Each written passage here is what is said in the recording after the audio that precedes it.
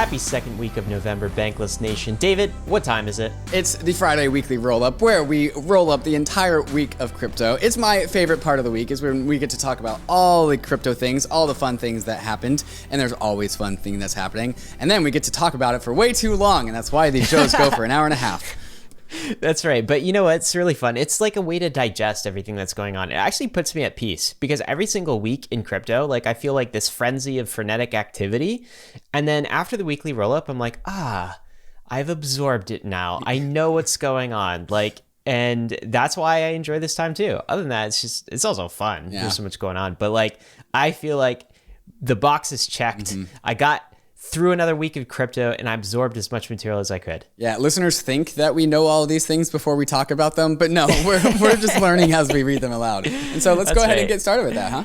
Guys, some hot topics this week, including the ENS Airdrop. All right, so if you have a .ETH, you probably had a right to claim some ENS tokens, and those skyrocketed in price. We're going to talk about that. We're going to talk about the potential of other airdrops as well. MetaMask Confirmed? With a token?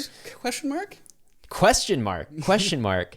Discord teasing Ethereum integration. They did some teasing too. Their CEO nonetheless, and then they kind of rug pulled it. So let's talk about that. A little bit of rug pull. Tim Cook, is he bullish on crypto, David? And also, Bankless is launching a new podcast. What? Yeah. We are? Because we need another podcast. Wait, are you doing your own podcast? Oh, you'll have to tune into the full roll-up to hear all the details. Ryan's doing a podcast. All right. Yes, right, sure. A few things we've got to mention before we get into it. The first is this. Look at this. This just dropped last week, this week. It's still going on. Oof. This is the Bankless. We're going to make it hoodie. Dude, I got a hoodie.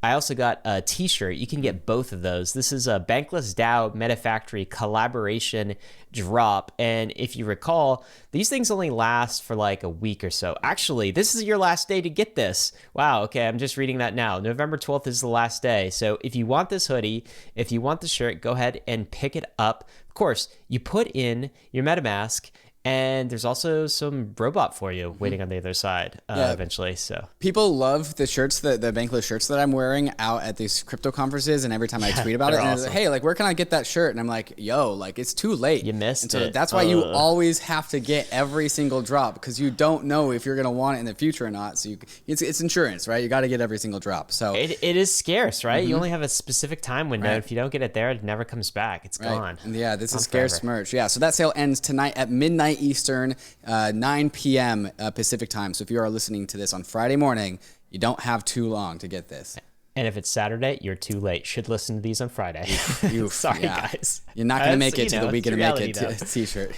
But you are going to make this. I think you have some extra time for this. This is Dharma. Go sign up for their smart contract wallet. It's a mobile app. It's super easy. Connect your bank account to Dharma in 10 minutes. You can go from bank account all the way to DeFi. So do this and then invite a friend, because waiting for you on the other side is $50 in ETH.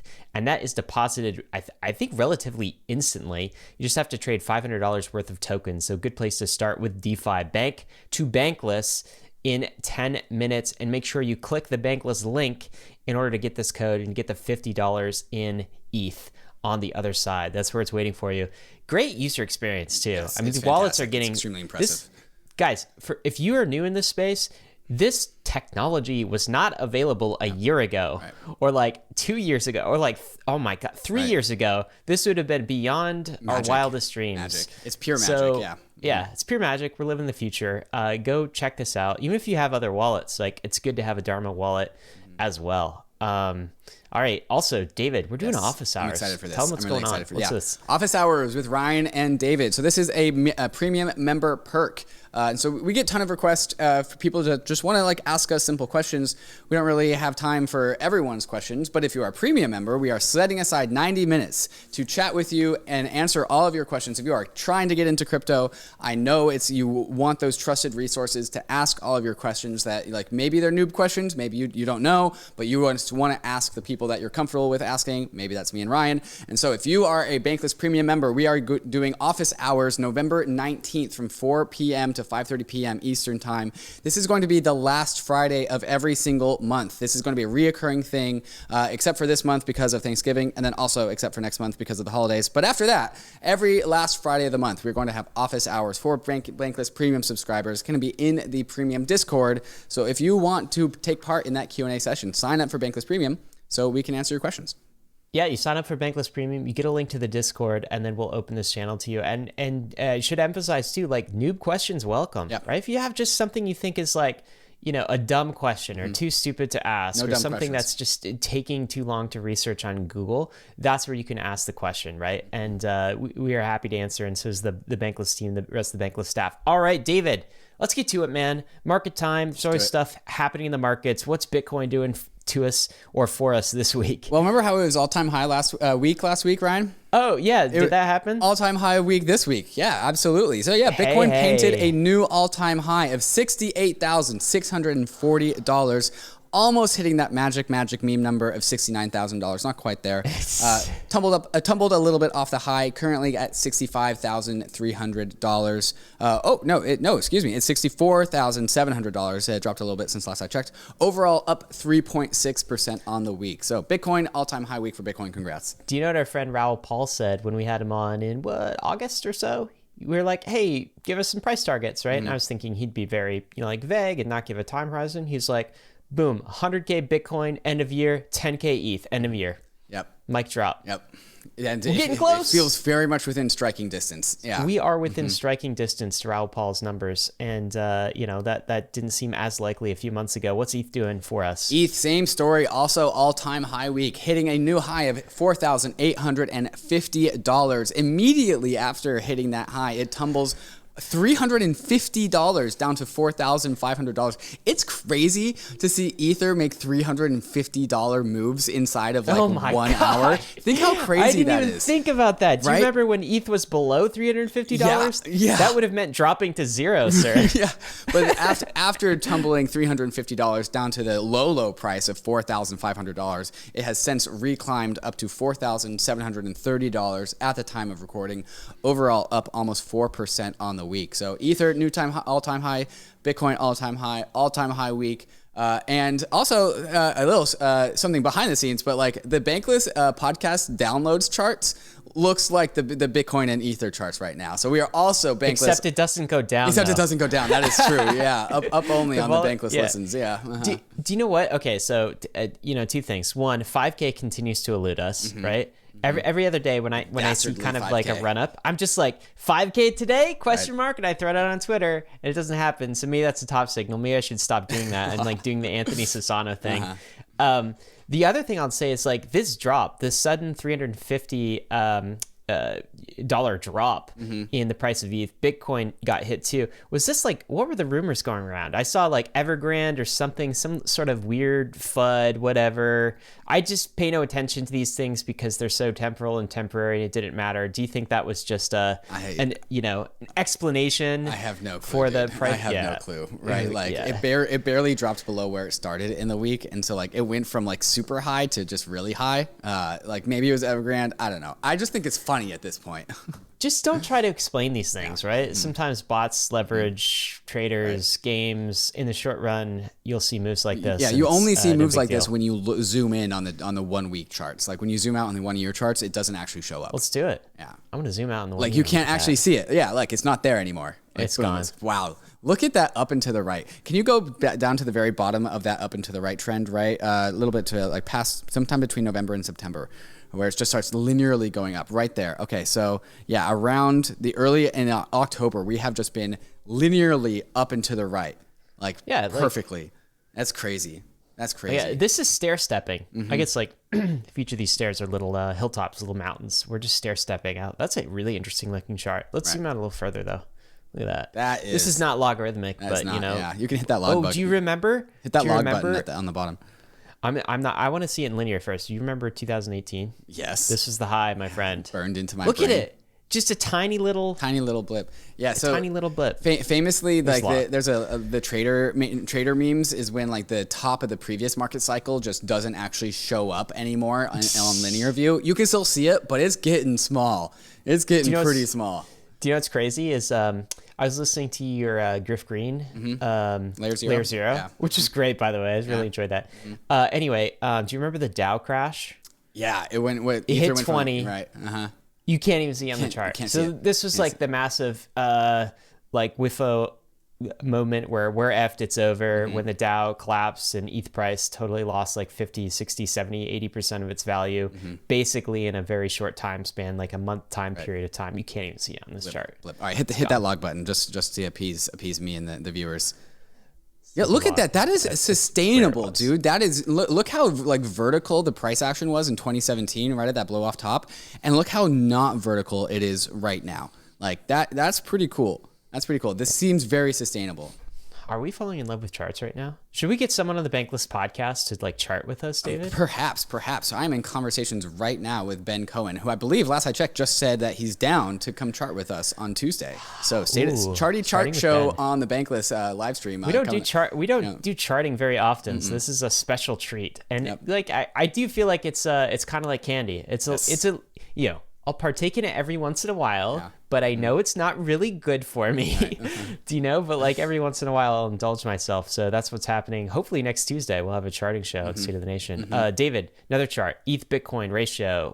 What are we looking like? Yeah, in comparison to where we were at last week, we are up just a tiny little smidge. We were at 0.0728 last week. We are at 0.073. So up basically like 1% on the week. Overall kind of flat, but flat at a very, very high level. We're kind of, I guess we're looking at to see if we can beat the highs of the year on the ratio, and looks like we're still getting close, right? The highs are 0.08. Yep. So that will be a fun day when that breaks. Total locked value above 100 billion. Ryan likes to see that. $112 billion locked in DeFi. You know what's interesting about this week on total locked value in DeFi, Ryan?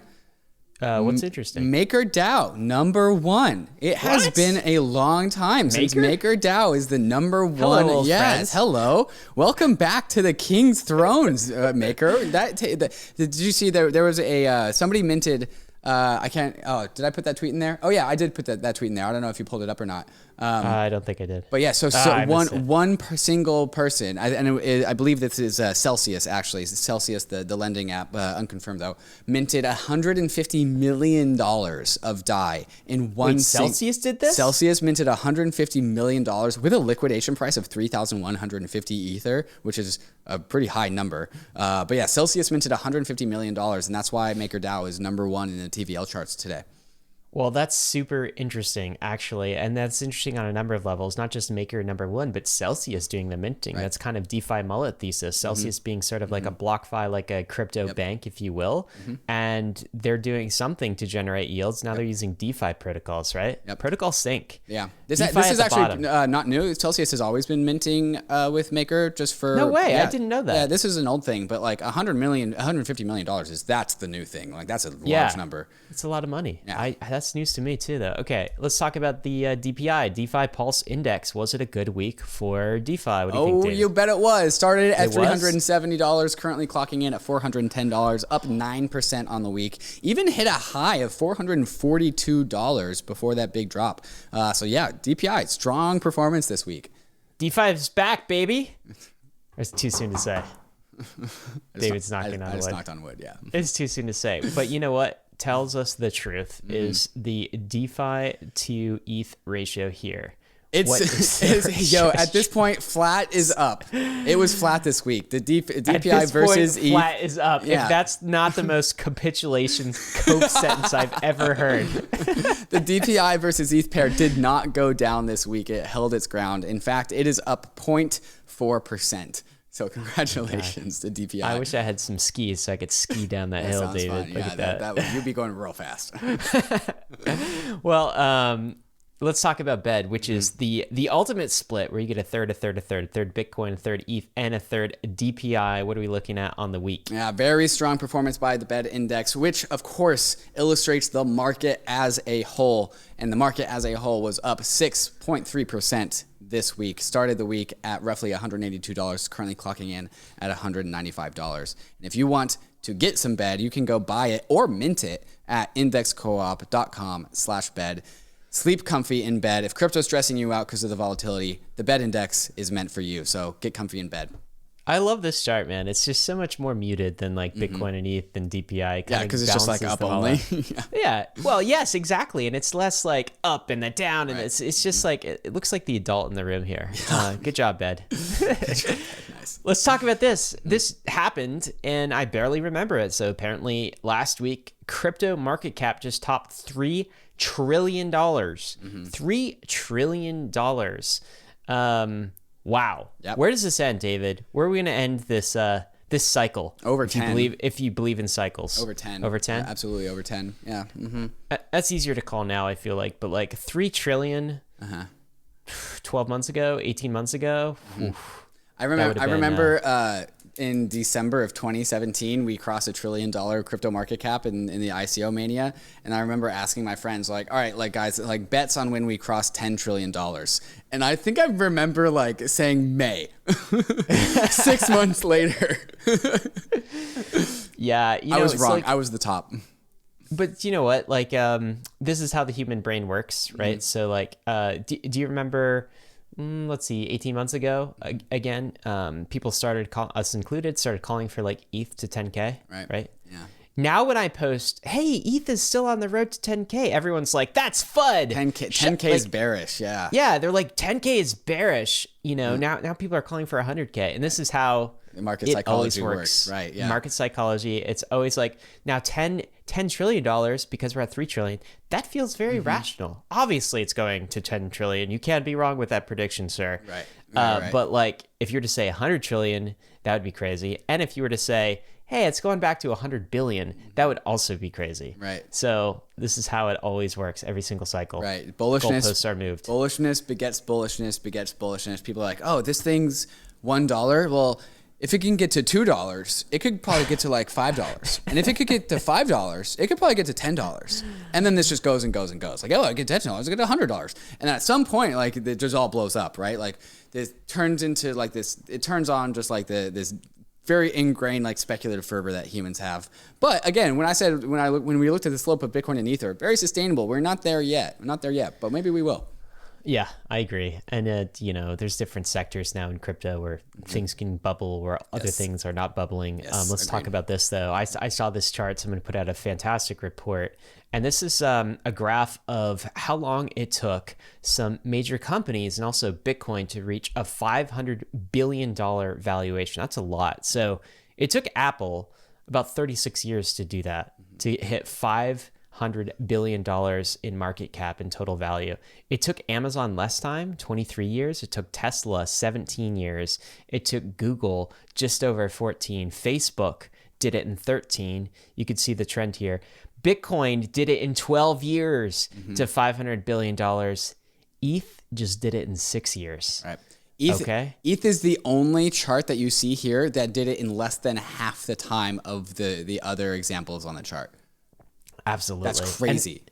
And I think this is, I mean, what are we saying here? Like somebody could say, well, the value of the dollar is not what it used to be. Okay, sure. That's some effect. But I think what we're really seeing is the difference between like these computing revolutions here, right? So you see like an Apple, which was a massive revolution in compute, but it was physical, like physical computers, like the PC revolution. It led that, and then it led mobile. And then we get like kind of the internet with the Google and the Facebook and the Amazon, right? And that's a revolution in it of itself. Now we have the network revolution, the network economy that this has turned into. And this is where you see Ether and Bitcoin, and how fast the growth can be in these economies is absolutely astounding. This is like blitz scale growth here. Yeah, and there's such a strong story to be told here. First off, the pace of innovation of not just crypto, but overall innovation always gets faster and faster and faster. And when we start these shows, we always say, such a crazy week in crypto. Well, when a network grows to $500 billion valuation in the most record time, 5.8 years, like that's because there's always so much stuff happening. And this actually reminds me of that line that we said with Josh Rosenthal in our Crypto Renaissance podcast. The Crypto Renaissance, the actual Renaissance took time because you actually had to build out the printing presses, and then it had to actually diffuse out from a central point. The Ethereum is actually being built on another network. So it's a network on top of a network. It's being birthed across the globe globally. And like also, it's not just Bitcoin where there's only BTC. Like you can do any assets, any NFTs, whatever on Ethereum. And so this malleability, this open sourceness, this permissionlessness of Ethereum allowed it to be the fastest growing network in history, which is pretty cool. Totally. Yeah. Chris Dixon made the point when we had him on that, like the internet, something like Ethereum is a network of networks, right? Yes. All of these other examples are companies. These are companies. And so their permission, you have to hire employees. Like with Ethereum, people just work for Ethereum for free. They set up shop there, right? They don't have to be hired. And so it is continuously expanding in all of these directions at once. So no wonder we're seeing this level of growth. David, this is your take. This is from actually Coinbase. I believe this is their quarterly earnings report. Yep. Yeah, what happened here? Yeah, so last quarter, it was the first quarter that Ether Volume was the #1 traded asset on Coinbase for the first time ever, passing Bitcoin. And this quarter, it happened again. So for 2 quarters in a row, Ether, the #1 most traded asset on Coinbase. What is a definition of monetary premium, right? And what is money? One of the definitions that we've talked about since like early in the podcast a couple years ago was liquidity. Depth of the order book is basically a good definition of money. And this is always something that Bitcoiners have said for a long time, right? Like why is Bitcoin money? It's because it is the most saleable good, the most liquid asset. Well, it's interesting when Ether starts to surpass Bitcoin on the exchanges. Hard to deny now that Ether is money, and it meets the same criteria for money that Bitcoin did. Although there was a lot of denial of that in 2018 and 2019. Yeah, I feel somewhat vindicated on that whole ETH is money thing, David. How about you? Yeah, 100%. And I'd like to see the numbers for other exchanges, because centralized exchanges is where Bitcoin finds its liquidity, and Ether can also find its liquidity there. It's finding its liquidity there. It's the most liquid asset on Coinbase, and that's not even counting all of the liquidity in DeFi. And so if you want to add the global liquidity of Ether, you have to add the centralized exchange liquidity, of which at least Ether is dominating on Coinbase, and it's also clearly dominating in DeFi because it's all on Ethereum. Ether, the most liquid asset of all time. Yeah, it seems to be the case. All right, guys, we got a lot more to talk about. We're going to get to releases, of course, and the news of the week. Man, there's so much news to talk about too. But before we do, we want to thank the sponsors that made this episode possible.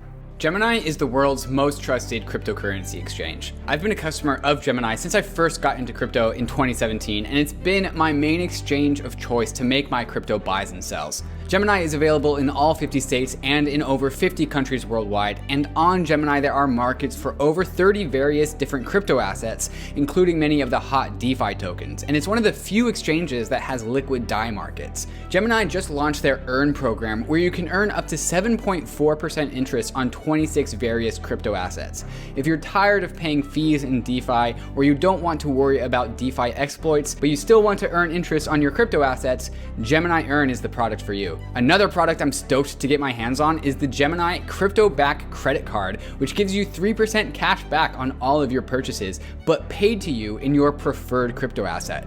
When I get my Gemini credit card, I'm going to make sure that I get my cash back in ETH. So whenever I buy something, I get a little bit of ETH bonus back to me at the same time.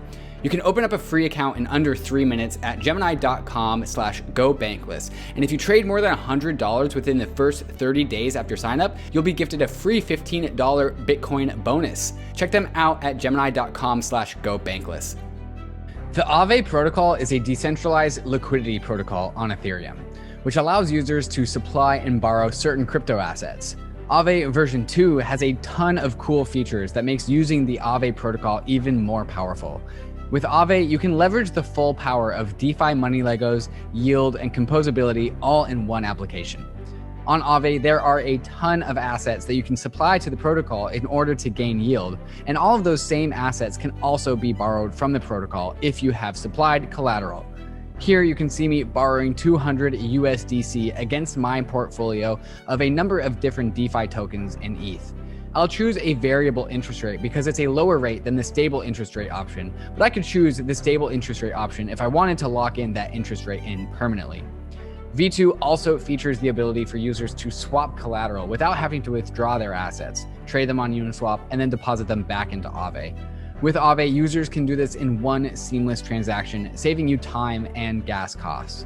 Check out the power of AAVE at aave.com. That's AAVE.com. All right, guys, we are back talking about releases today. David, let's start here. The ENS Airdrop. This is the big one. Big airdrop. Maybe airdrop of the year. I don't know if that's too much, but it feels that way. Oh, certainly. So far, yeah. Yeah, because if it's like how many people actually receive this for one, but also the market cap of this thing has been absolutely extraordinary. We had the ENS guys on earlier this week, so take a listen to that podcast and take a look at that show if you want all of the details. But what happened here, David? This is, by the way, our alpha alert. So anytime a really cool thing happens like this, an airdrop or something else, we send it out to Bankless Premium members so they get notified. But what was this airdrop? What happened this week? Yeah, so this has been a long time coming, and no one really knew that the ENS team was going to do an airdrop. But if you had been paying attention to ENS, you would understand that the mission and culture and values of ENS was to eventually have this thing managed by the community. And so I remember talking to Brantley Milligan forever ago when they were talking, when ENS was really getting bootstrapped and talking about like, oh, so ENS sells domains in ETH, but ENS does not want to be a company. ENS wants to be a public utility. And the reason why they have to sell domains is because of an anti-Sybil mechanism. If you don't actually have to pay money for these things, somebody will just claim all of them. So they were selling ENS names, generating a treasury, and now this protocol, the namespace of Ethereum, is now this public good, and that specifically should not be managed by two people or a team of people, but instead should be managed by the broader community of people that are stakeholders. And so this is just the perfect marriage between what we've all been talking about with DAOs and tokens and a public utility on Ethereum. So if you have an ENS name, that happened before the snapshot, and the snapshot wasn't too long ago, just a couple weeks ago, you can go claim your ENS tokens. There's 100 million tokens. They're currently trading for about $60. The average airdrop recipient got between like maybe 100 to 300 tokens or so, which is a pretty healthy amount. And there's a few formulas with how your token amount was calculated. The longer that you've had your ENS name, the more tokens you get. The longer you've renewed it for, the more tokens you get. If you've actually registered your ENS name to an actual Ethereum address, you get even double that. All that information is in the State of the Nation that we did with the ENS team.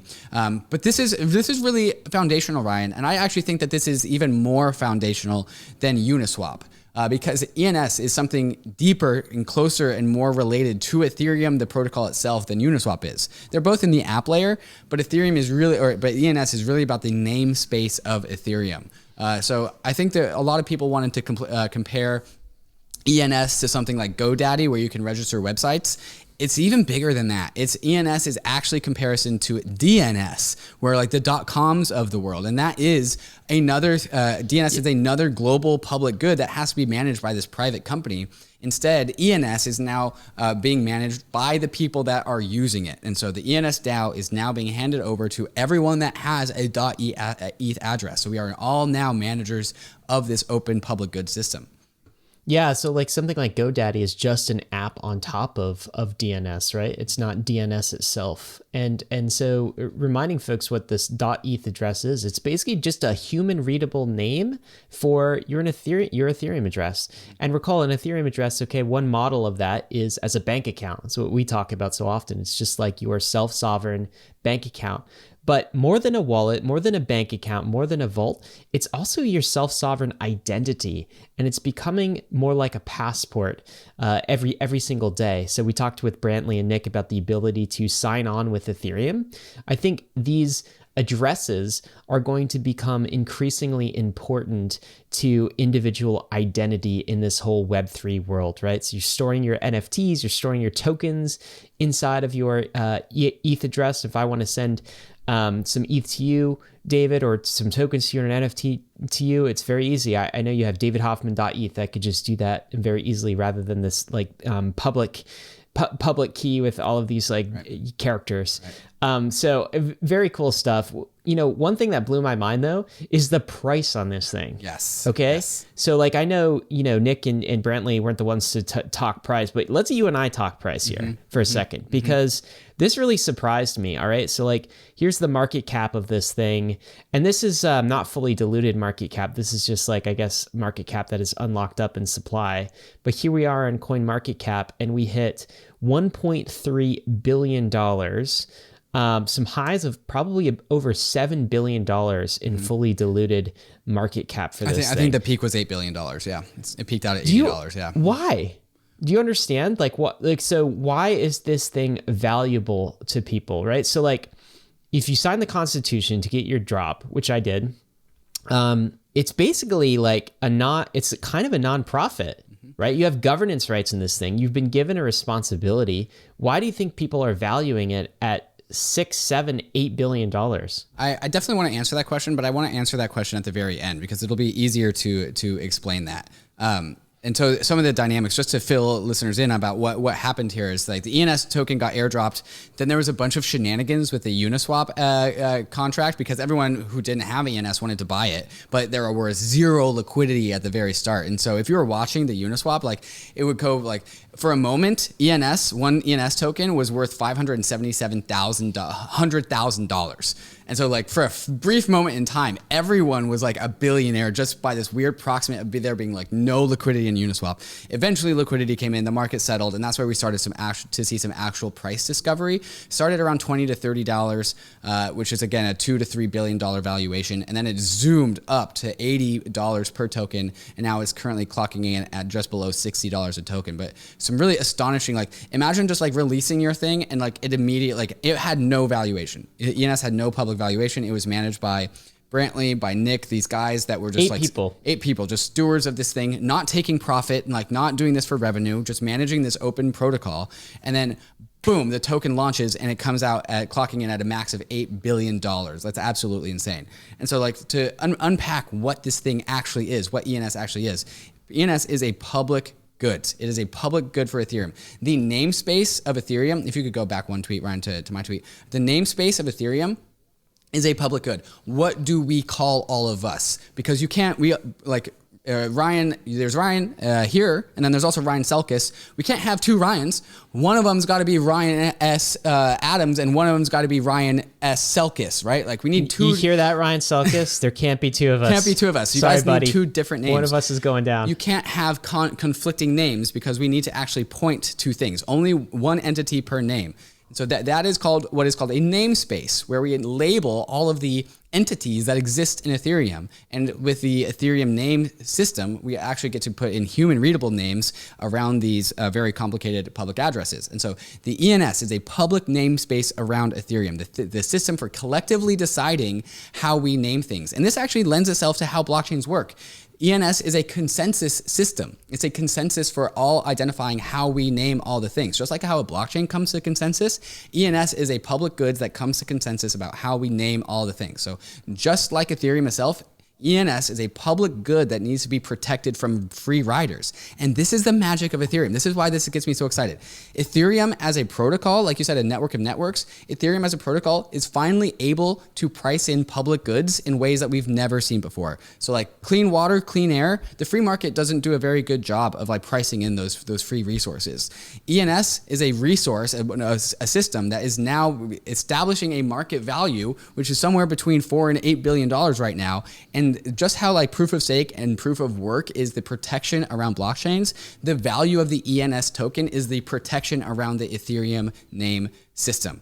And so Ethereum is unlocking the free market to actually finally price a public utility. And so Ryan, to answer your question about why this is so valuable, it's because we don't know how valuable this thing is. We have never been able to price public goods like this. And so like, and then like the bullish side of that is like, oh my God, we don't know how to price these things. Like the last thing I learned that we didn't know how to price was Ether. And like the sky's the limit on that one. The bear case is that these are public goods. Like it's actually really hard to like monetize public goods. That's actually why they're called public goods. So maybe they're not worth that much. This is going to be a grand experiment about finally pricing in some public goods for the first time ever. And I think the price action is really going to be emblematic of how well Ethereum can finally price these things that have always been left out of the market and ultimately cause a lot of human suffering. But that's a topic for a different day. Yeah, you had a lot to say about that, Dave. There's a lot there. I mean, one point that Brantley makes is this: you were not airdropped free money. You were airdropped responsibility. That's another way to look at it. I think the ultimate question of what you're saying is like the question of how to price a public good, whether right now $6 billion is overpriced or whether $6 billion is underpriced, is ultimately decided by individuals who own ENS tokens. All right. And so you tweeted this out. Raise your hand if you're holding your ENS drop. I choose to bear this responsibility. So the question to everyone who just received this, of which there are like 150,000 more, or about 150,000 or so ETH addresses that were eligible to receive this, is what you going to do? It's worth $6 billion.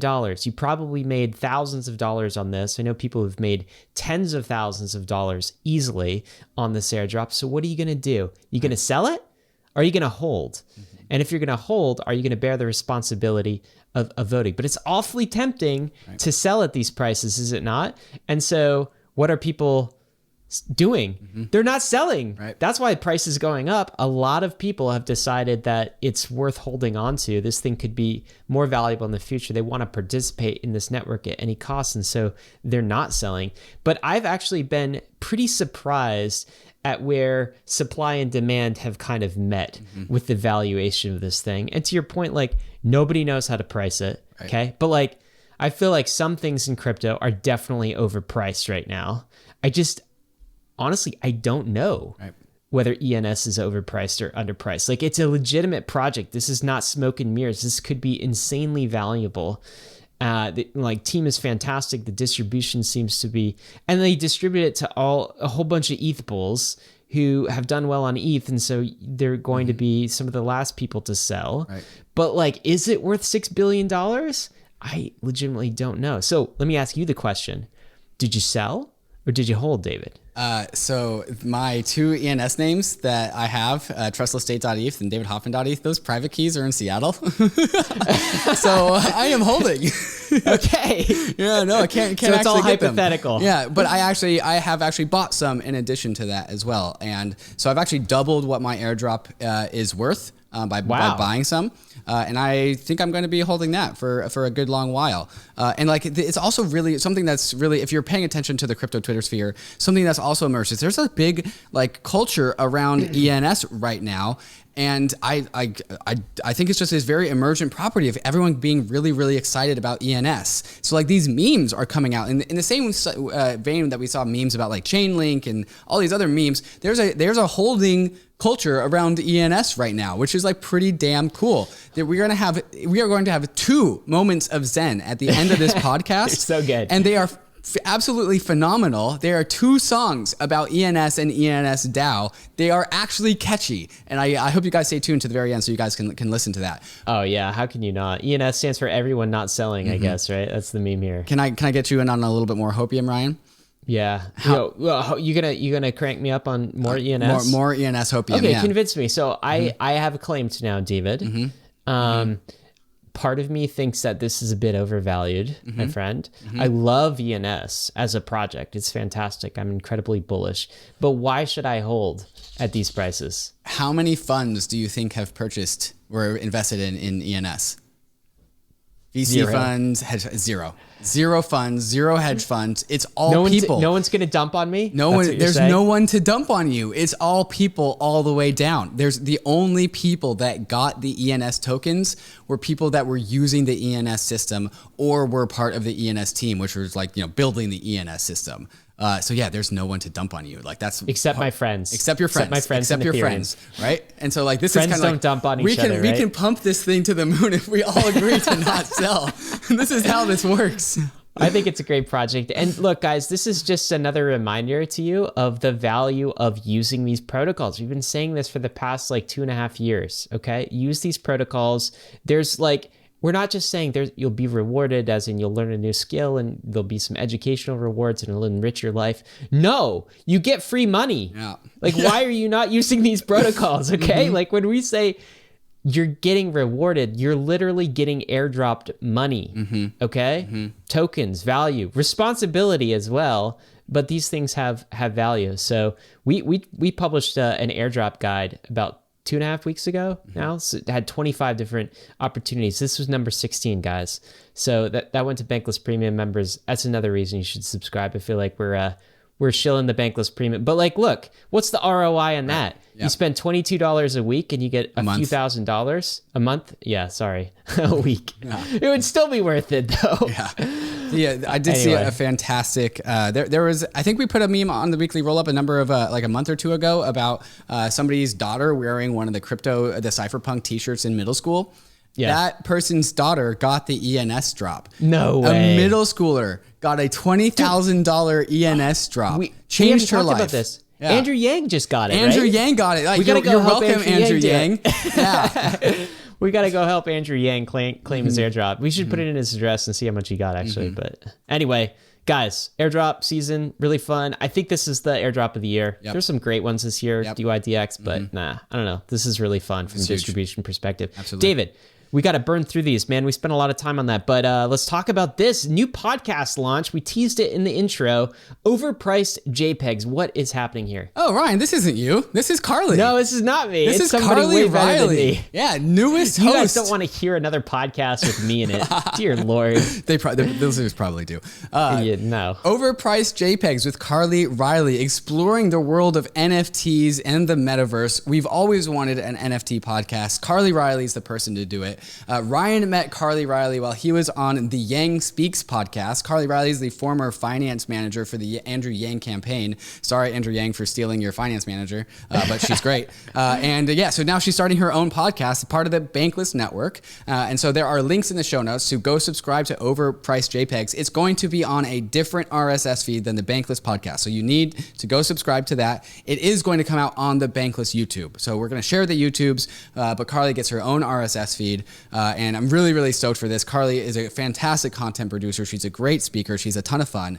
I'm really, really excited for this. She's articulate. She knows her stuff. I couldn't be more excited about the talent we're bringing in here. And think of this as like the sister companion to Bankless. This is, if Bankless is, we definitely talk about the metaverse and NFTs, and but like the show is also called Bankless, so we're going to be coming back to DeFi and crypto money systems or these things. This is the sister that talks about NFTs in the metaverse all the time, right? You need this in your life. 2 episodes a week, one with a weekly recap, the other with interviews. You need this in your life. So go hit subscribe. If you like Bankless, you're going to love this. All right, David, more releases. Across Protocol is live. This is like a hop. This is like a connects. This is a bridge, but they're doing something different. You could be a co-founder, apparently.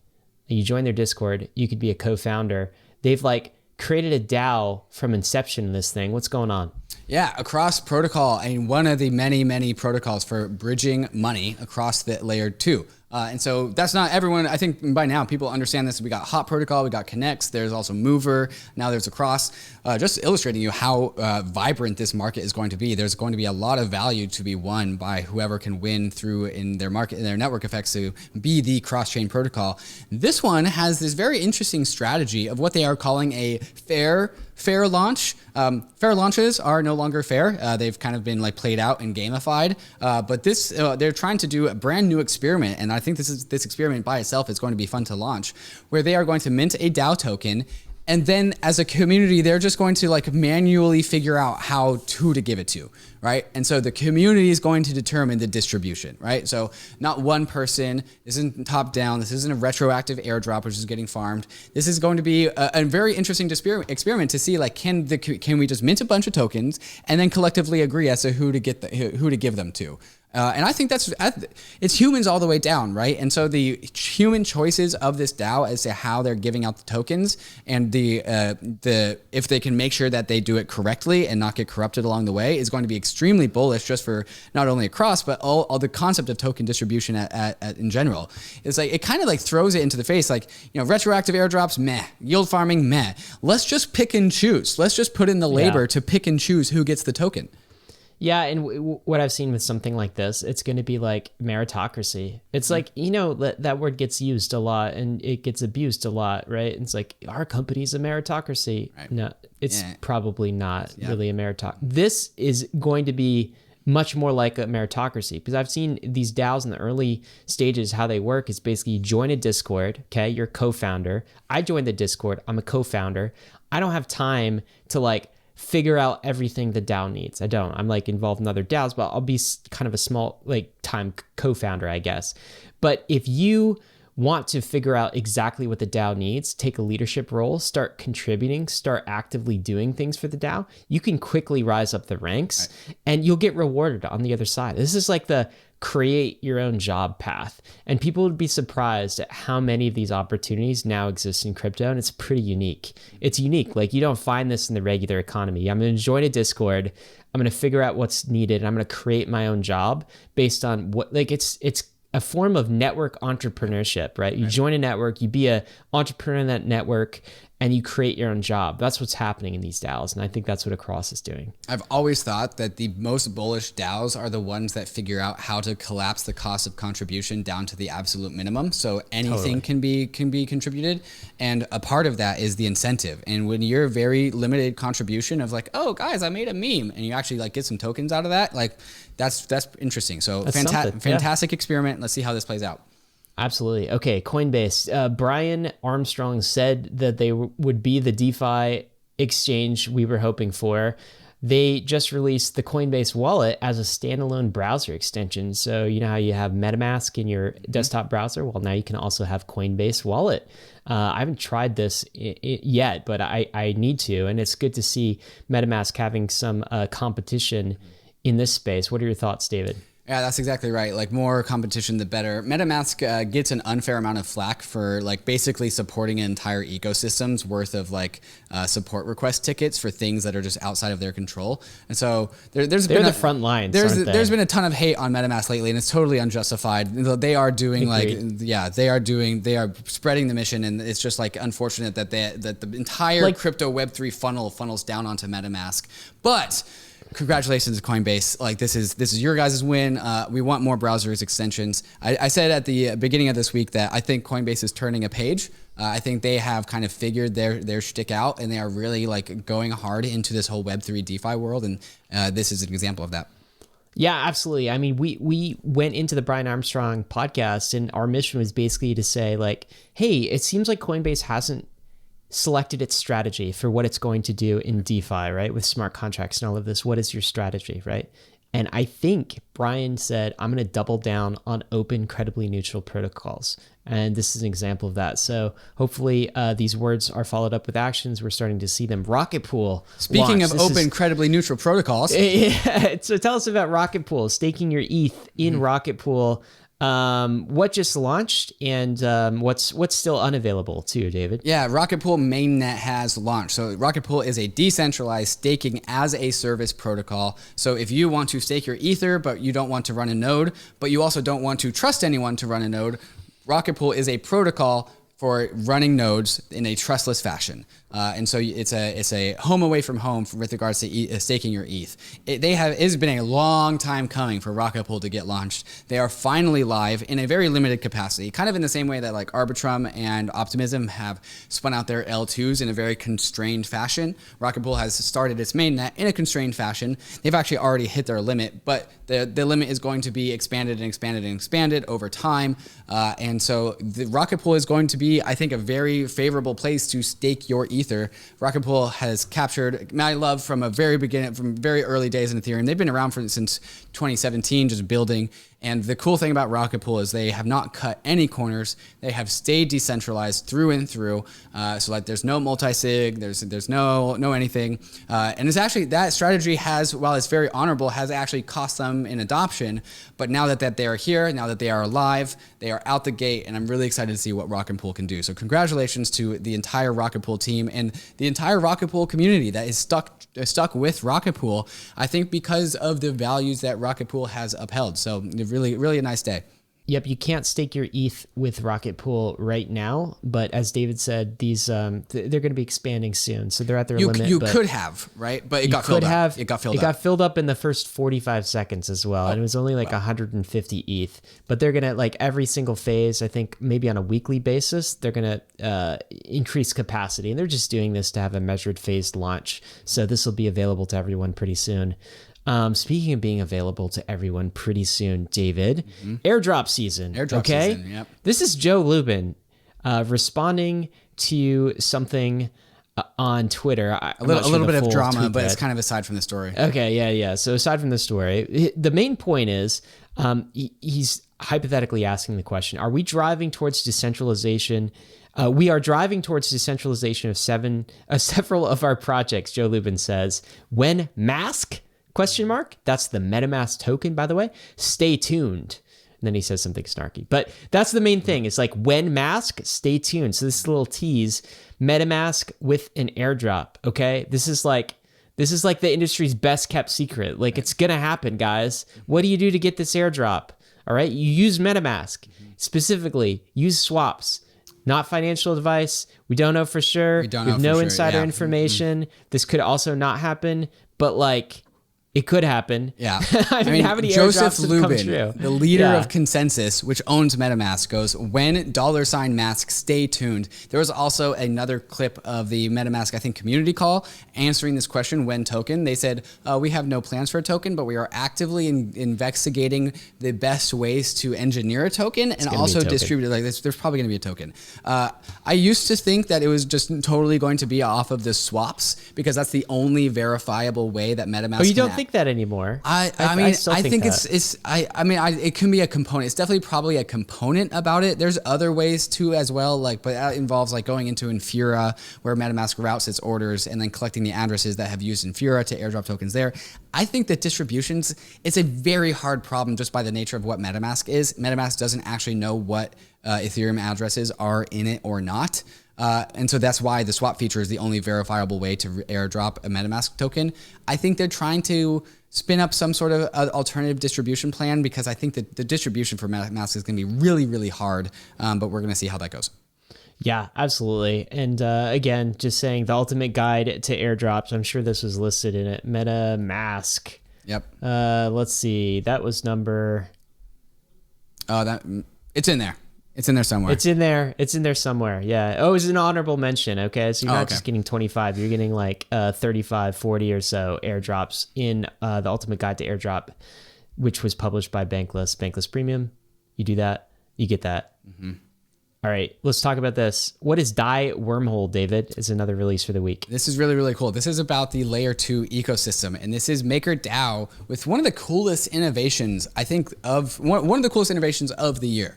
And so what this means is DAI can now be minted on any of the L2s, Arbitrum, Starknet, Fuel, all these layer 2s. And this is not DAI being minted on the layer 1 and being sent to the L2 via a cross-chain like hop, like Connext or hop protocol. You're actually minting it through a wormhole. You are wormhole minting DAI natively on the L2. And so it's coming out of the maker contracts out of L1, but being minted on L2. And so there is some crazy cryptographic consensus magic going on here. But this is exactly why Rune Christensen was talking about the differences between layer 2 rollups and multi-sig bridges. You could not have built a wormhole through a multi-sig bridge. You can only build a wormhole through a rollup. We're just making up this. Wild. A wormhole is not a technical term, by the way. We are just making this up because that's a great metaphor. No, but I'm getting the visual. Yeah. And is this available now, or is this coming soon? I think so. Maybe. I bet you. I think maybe the contracts are live. Maybe the UI is not quite there yet. But yeah, this is a fascinating development where you can just birth an asset anywhere around the layer 2 ecosystem without having to use Hop, without having to use Connects. Not that using those things are bad, but it's just like, efficiency begets efficiency. I'm just paying layer 2 gas fees. I'm not paying mainnet gas fees, right? Yes, right. Wow. Yeah, that's wild. Minting DAI on L1 would cost over $100 to $200. Minting DAI on L2 costs 10 cents. Man, I need to read more about this. This is actually this is the first time seeing this. Let's talk about this rebrand for Uniswap. They're rebranding. Potentially, this is a governance vote. Still the unicorn. This looks like a medieval unicorn, something you put on like a knight's shield, like a suit of arms. What's going on here? Okay, Ryan, let's play a game here. On the count of 3, thumbs up or thumbs down. It was whether you like it. Ready? Okay. 3, 2, 1.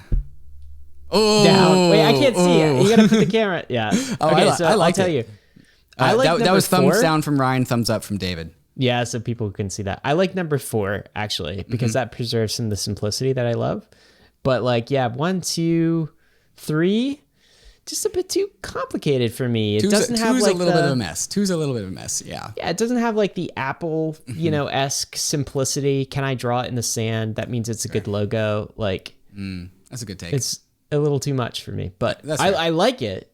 I would, put this on my shield maybe. But that shield that you have. I like pulling forward the medieval era of Europe into DeFi. It's just such a juxtaposition that it's so crazy that it kind of works. This is actually not official. So this is actually going up for governance vote. So if you are a Uni token holder and you want to participate yay or nay. You can say yay or nay on this. So yeah, Uniswap getting a rebrand question mark.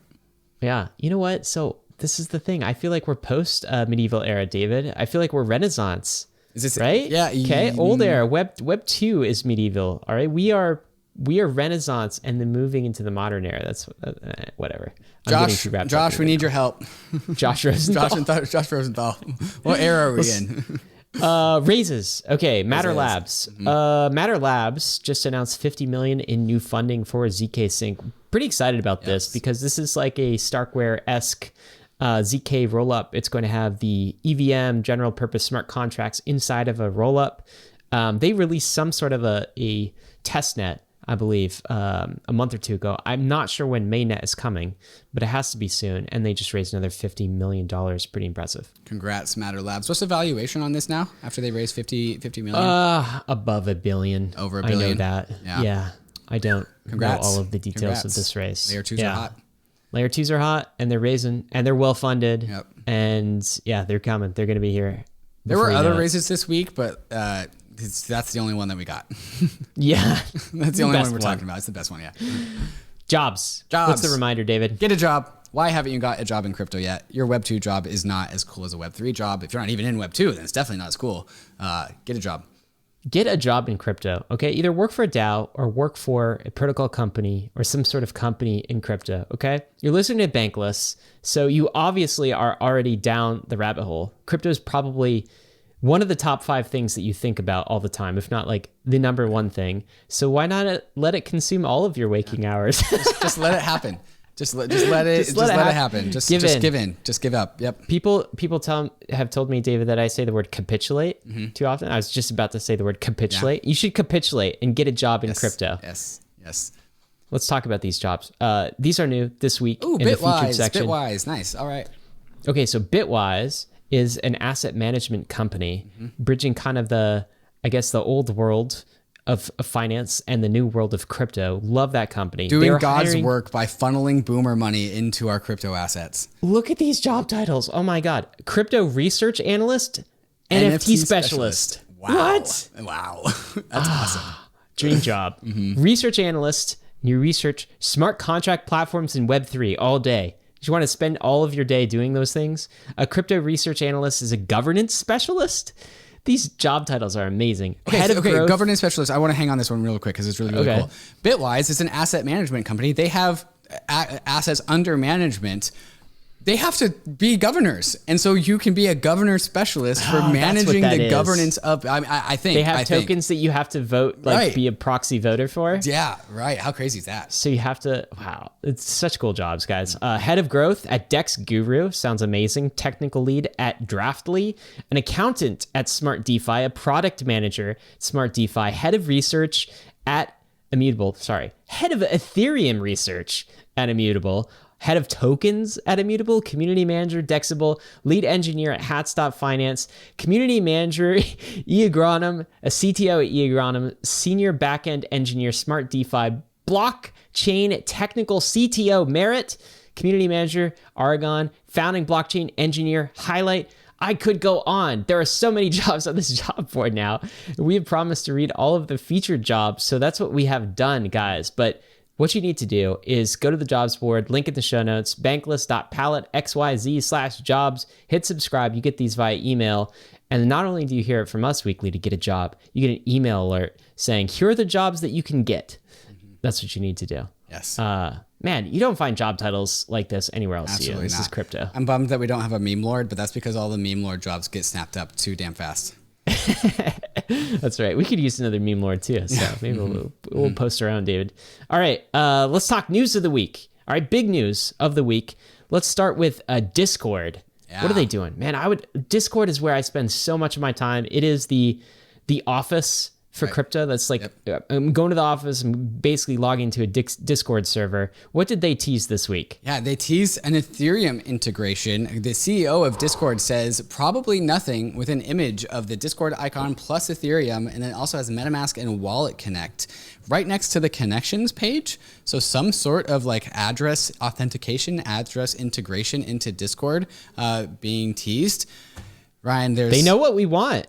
They know what we want. This is what we want. They do know what we want. Exactly what we want. Sadly, there is a very sad part 2 of the story. Where what's part 2? After, let's see, about a day later, the same CEO tweets out, "Thank you for all the perspectives, everyone.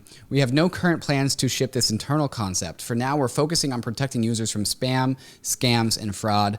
Web3 has lots of good, but also lots of problems, and we need to work through at our scale more soon." So like they tease this thing, and then they had to say like, don't worry guys, we're not actually doing this. So yeah, what the hell happened? You wanted a 2-day period. This is, by the way, these are like tweets from the CEO, Jason Citron, who's the founder of Discord, right? This is the guy who would be in the know. It almost feels like something happened within that 48-hour period of time to like chill him on the concept or chill them on the concept. Did they get like a call from a regulator? Like, what do you think happened? I think we know what happened is that he got absolutely mobbed by the anti-crypto folk of the world, right? And no way. Yeah. So here's Anthony Sazzle0x saying on a tweet, this is wild. There are literally hundreds of quote tweets like this, people quote tweeting the Discord CEO. And he also says, imagine being this uninformed about something, but also still have such a strong opinion about it. So there are 4 tweets in here. Okay, so somebody who's not in crypto Twitter says, so this is the Discord CEO teasing some sort of crypto integration. Make sure to let him know Discord know how much you hate this, both on Twitter and here. Go there, make a thread, yell, tell your friends to do the same thing. NFTs and crypto belong in the trash. That's just one. There's another one. Let's go on.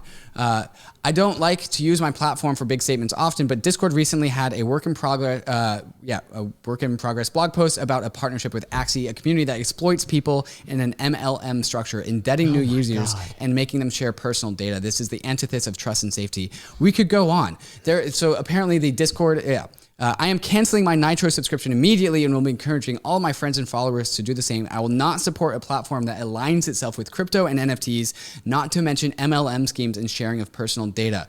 Oof. Rough. MLM is multi-level marketing, yes, right? Big oof, big oof. The CEO of Discord informally teasing integration with Ethereum wallets, Ethereum misspelled, isn't surprising. Discord is a home of a number of NFT grifts masquerading as exciting projects, and it's en vogue about know-nothing tech lords, but it's definitely a disappointing development. Damn. I want to swear. I want to swear. Everyone F off. You don't know what you're talking about. Like, it's so frustrating. And like, this goes back to the cognitive dissonance that people have about cryptos. Like, oh, you didn't get rich off Bitcoin? Well, you hate it because of the environment. Oh, like you haven't made any money off NFTs? That's because they're a scam. Oh, MLM schemes? Guess what? The dollar's an MLM scheme. Like, it's so frustrating. It's so frustrating. And the fact, like, I understand as a CEO why he had to capitulate to this. Here's me saying capitulate. But like, damn, is it really frustrating? Because like that could do like sign in with Ethereum, self-authenticated, like self-sovereign identity where you don't have to sell your data to Google or Yahoo or Facebook to sign in. Is the exact opposite of what they're talking about. David, here's the thing, dude. It's just a login with MetaMask. If you don't like it, don't freaking use it. Yeah. Mm-hmm. If you don't like it, don't use it. Why are you getting mad that somebody's building an integration to something like... Look, the biggest Discord server in the world is Axie Infinity. Right? Don't you think those members of Discord, those users of Discord, would like some integration with their MetaMask wallet? Mm-hmm. I asked this question because I saw some of this pushback. I actually didn't read everything that that you just put up, but this guy said Discord is pausing NFT plans after the huge backlash.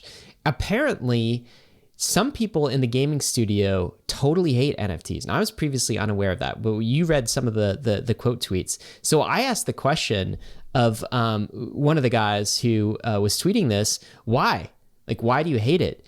And this is his response. Oh, well, Did you get blocked? Unable to view it. I may have just gotten blocked. You open it up in a private browser then. Okay, let me try to open it up in a private. You can open that. Okay, let me open it up in a private. I didn't even respond to it. Anyway, wow, here's a tweet. You did get blocked. Wow, brutal. I got blocked by basically saying, okay, so just so people know, here's my response. Ryan tweeted this and he linked me to this thread. And I said, I appreciate this reply. This is exactly what I was looking for. I'm not going to use this thread to push back against these points, but I hope you stay tuned into the NFT community to hear the counter arguments. Apparently I got blocked over that. Yeah. Anyway, so it goes. But basically the thread, now that I can see it in incognito mode, NFTs are harmful to games. What? And the entire thread is basically a few points. One, energy, okay? So like the environmental issue. Every NFT like kills the environment, right? Which, by the way, in 6 months, the Ethereum merge, that'll no longer be an issue. Ethereum will reduce its energy expenditure by 99.9%. If you know anything about this, you've done any research, then you obviously know that NFTs are not on Bitcoin, and so, and also like individual NFTs don't actually add more carbon to the air. It's just like Ethereum's ecosystem as a whole. It's not NFTs. Yes, exactly. That's another subtle point that seems to be missed. And then going through it, it's basically like play to earn is toxic to the gameplay mechanics, right? Turns it into a multi-level marketing type scheme, right? Mm-hmm. And it's like, my response there is, well, then just don't play those games. You're not losing anything from the existing games that you play. Like you don't have to play an Axie if you don't want to. And then they basically don't believe the premise of you control what you buy. Right. So they're like, you already control what you buy in a centralized database. And if the gaming company goes away, then like the NFTs go away anyway, right? So that's another point. Not really understanding the difference between like property rights and being able to port your NFT from game to game.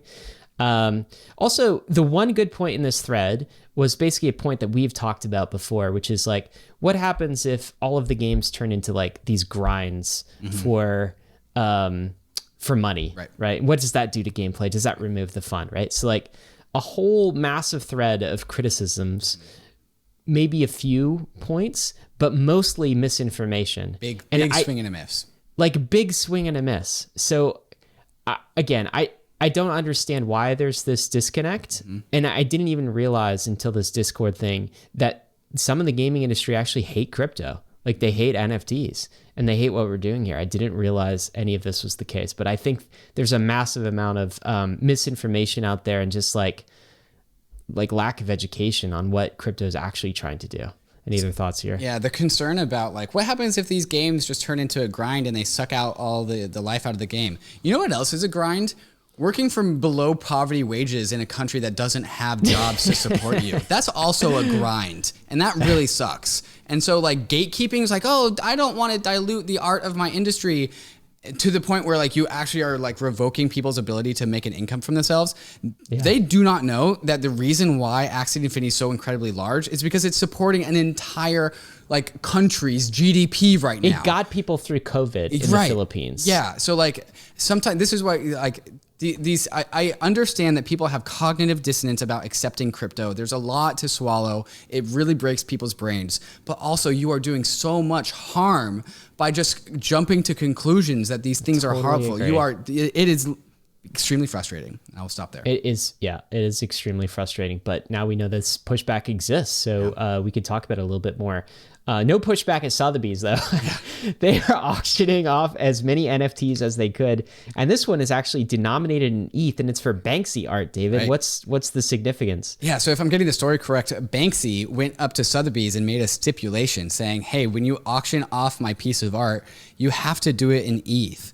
And so there's going to be a live auction for a Banksy art piece. And this is the auctioneer is going to be like, can I get 50 ETH, 50 ETH, 50 ETH, 50 ETH? Can I get 60 ETH, 60 ETH? I can't even do it. Gwei, please. So yeah, 60 ETH. Can I get 60 ETH, 75 ETH? That's crazy. Imagine how many like non-Ethereum people, very rich art collectors are going to be in that crowd hearing instead of, with their calculators. That's exactly right. Instead of hearing dollars, hearing ETH.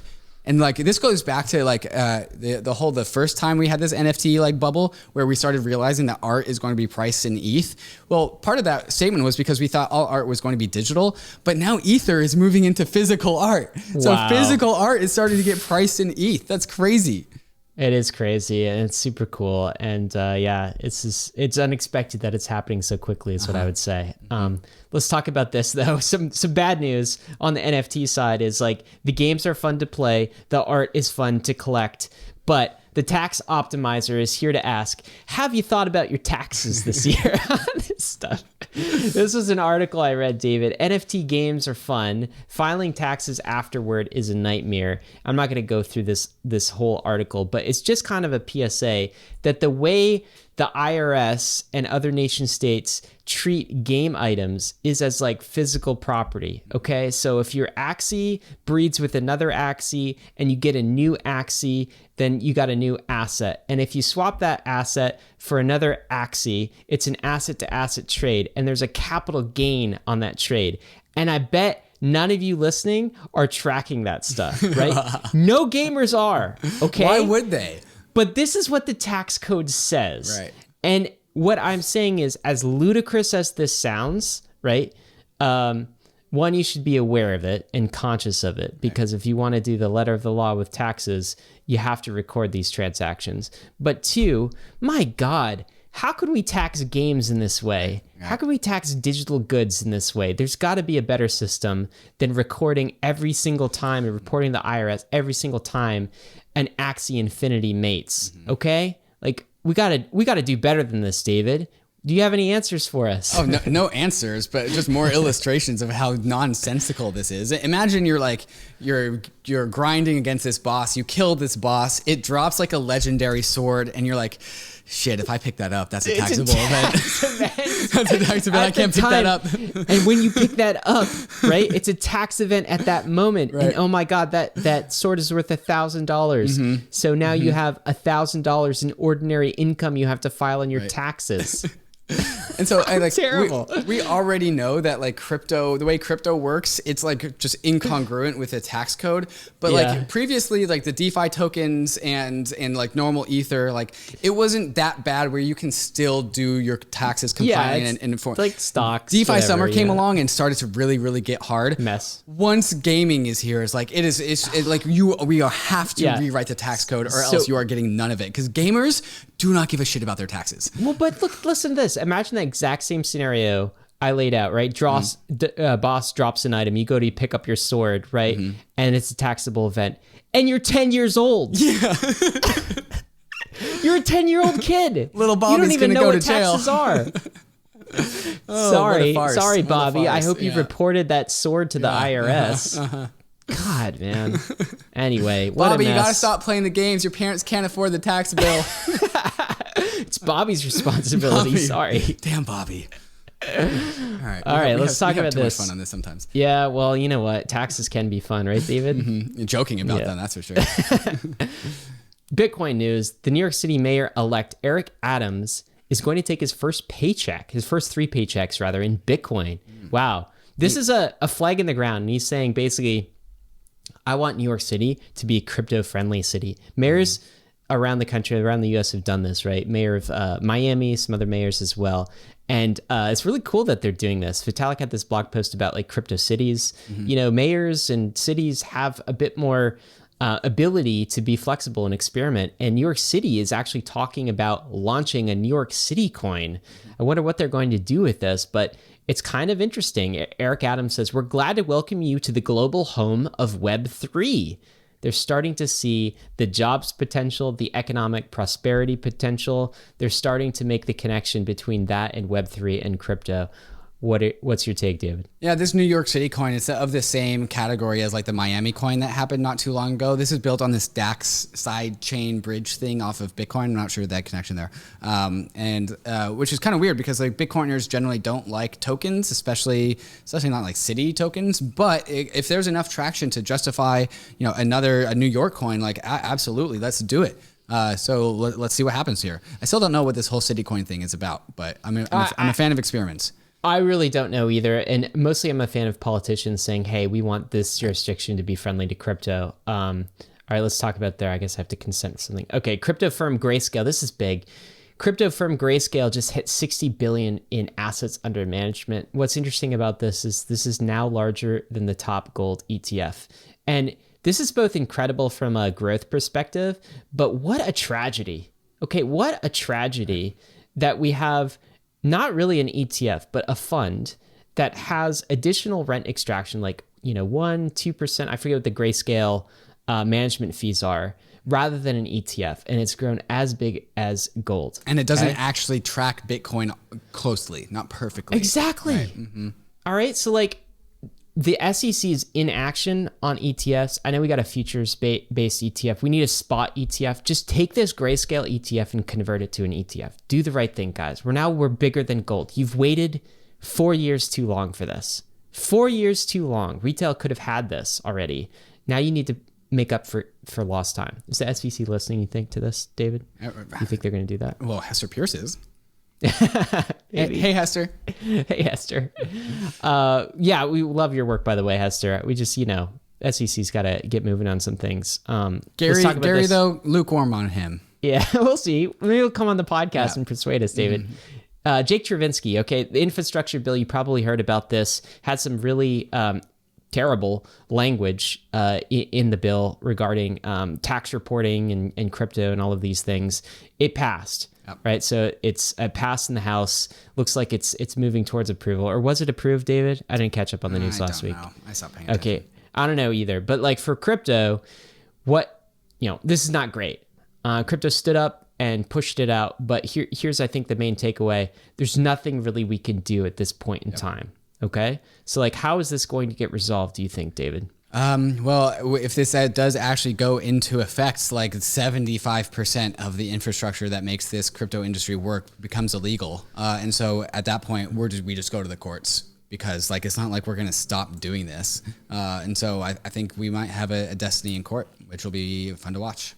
Yep, and it doesn't take into effect until 2024, so keep that in mind. Also, there will be some legislative pushes from basically the crypto lobby, people listening to this, to get this amendment, get this stripped from the bill. So there'll be that pushed. And then ultimately, if all of this fails, then we take it to the court system. So not the end of the world. I think crypto made a valiant stand against this, and I think we'll have some other steps up to bat to try to get this language out. But we got to remain vigilant, and I guess that's the story. There's nothing we can do at this point in time, but we will sound the alarm when there's more that we can do on this sort of thing. Jerry Brito has a good comment on that too. We'll include that in the show notes. David, PayPal getting some revenue increases on their quarterly earnings. They plan to increase their crypto offerings. You know what's so cool here is like, corporations become addicted to quarterly earnings reports. Basically, they're always looking for the growth, right? That's what the street wants from them, investors want from them, their company wants from them.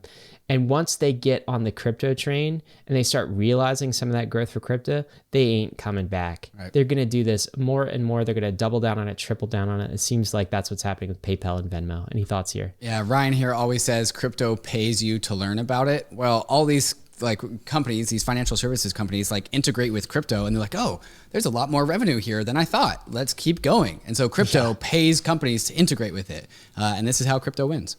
It does, totally. David, let's do some quick takes here. What's this one? Yeah. First one. Tim Cook of Apple says he's bullish on crypto and that he owns some. So that's kind of cool. I kind of think that's the whole story. Is that the whole story? Yeah. What coins do you think he has? Probably Doge? Bitcoin and Ether. Yeah, okay. Probably got to start Oh, there. God. Do you think he has Doge? Oh, God. I don't know. I wouldn't bet against it. What's this next one? Matt Huang of Paradigm is joining the board at Stripe. Stripe, the massive payments company that does a ton of volume. Matt Huang, a crypto native person, coming on board there. He says, I'm excited to see them invest more energy into crypto and Web3. This is super cool. Basically, this is Stripe saying, hey, we need a crypto native on the board, and them getting a crypto native on the board because they're doing cool stuff in crypto. I think that's what's going on. David, what's going on with this? DaveDAO? DaveDAO? DaveDAO, yeah. It's officially DaveDAO. We have the Dave token. It's on Polygon.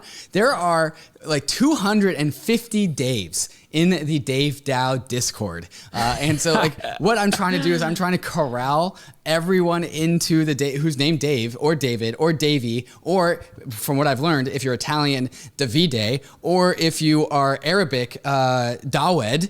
Yeah, so all forms of David are welcome into DaveDAO. We're trying to corral every single David that exists into the Discord. There's over 250 of them.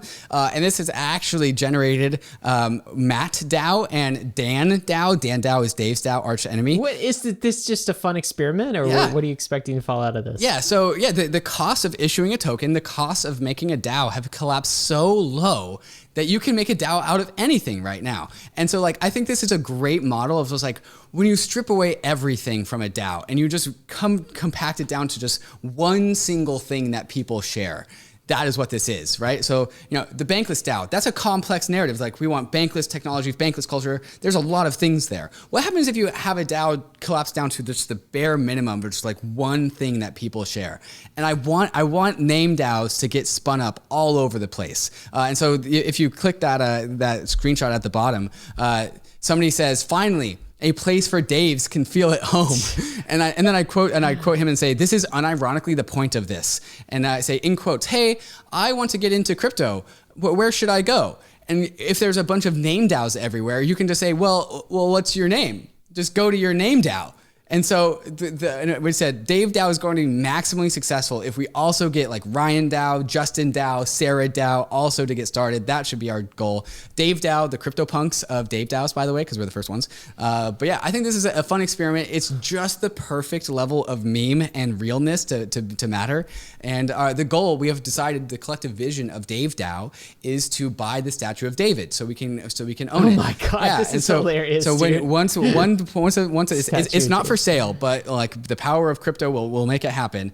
We are going to own the statue of David, and it'll be property of DaveDAO. Wow, this is very strange and interesting. Mm-hmm. And, I don't have time to start a Ryan DAO, but I'd probably join one. Mm-hmm. So if there's some listener out there with the first name Ryan, then you've got some ideas that David has just dropped you. Mm-hmm.